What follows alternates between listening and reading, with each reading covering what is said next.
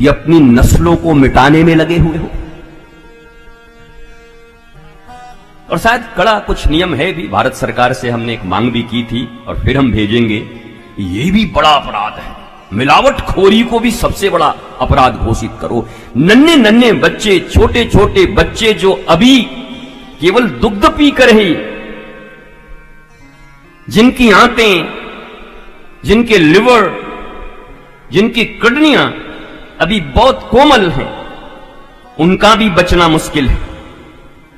लेकिन ऐसी भूख पैसे की, रुपए की, ये सब करके खूब रुपए कमाते हैं और खुद फिर अमेरिका में जाके इलाज कराते हैं और एक दिन डेड बॉडी आ जाती है यहां पर।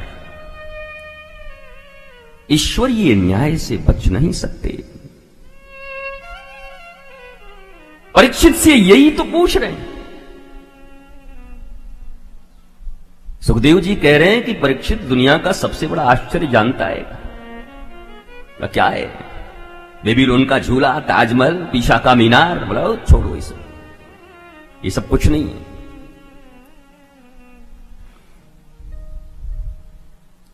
निधन को, मृत्यु को सामने देखते हुए, रोज देखते हुए भी मृत्यु से बेखबर रहना,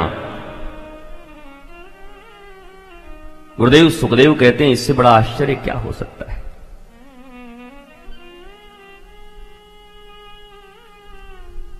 निधनम पश्यति नौपि पश्यति, निधनम पश्यन् नौपि पश्यति, देखते हुए भी न देखना। मृत्यु शब्द इतना खतरनाक है कि आधे आदमी सीरियस हो गए हैं। यही भगवान, हम तो भागवत की कथा माखन चोरी सुनने आए थे, ये तो बाबा ने फंसाए लियो, मृत्यु की बात कर रहा है। बड़े सीरियस है। हमें लगता है दूर दूर सुदूर बैठे हुए लोग भी विज्ञान के माध्यम से लाखों करोड़ों लोग जो देख रहे हैं वो भी बड़े सीरियस होंगे। बाबा खतरनाक है, मृत्यु की बात छेड़ दिया, नस को दबा दिया। पर याद रखो,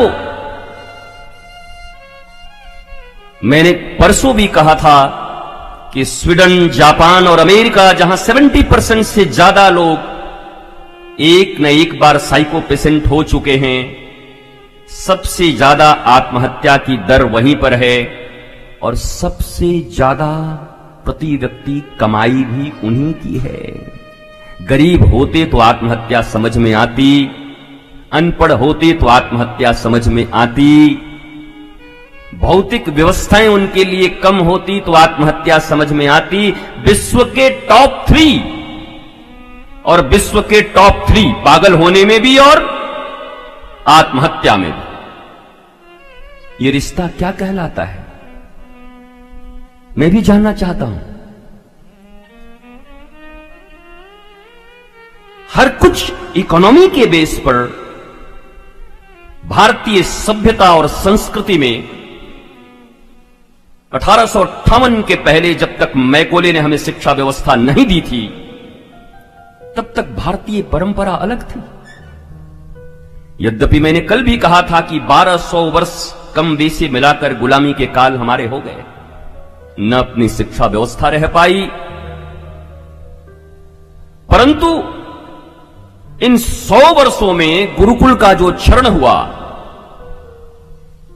और जिस प्रकार की पढ़ाई, एकेडमिक क्वालिफिकेशन से हमारे बच्चों को, हमारी पीढ़ियों को सुसंस्कृत करने का प्रयास किया जा रहा है, वो सुसंस्कृत तो नहीं हो रहे, कुसंस्कृत जरूर हो रहे हैं, विकृत जरूर हो रहे हैं। संस्कृति के जगह विकृति फैली।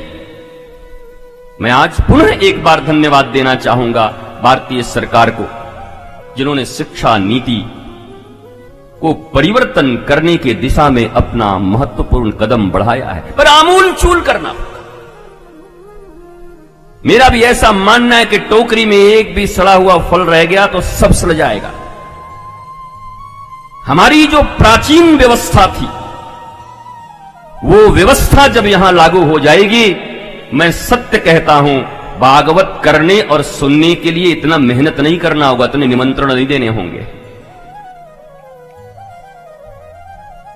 बाकी जगहों पर जैसे आपकी भीड़ है, तो आप रामचरितमानस, भागवत, वेद, वेदांत, सिद्धांत, दृष्टांत,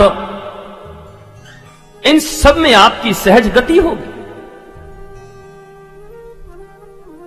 और आपकी कथा कल है भाई, ये सब हनुमान जी लोग एकदम, हम बोले राम जी की कथा कल है, आज ही गाए तुम।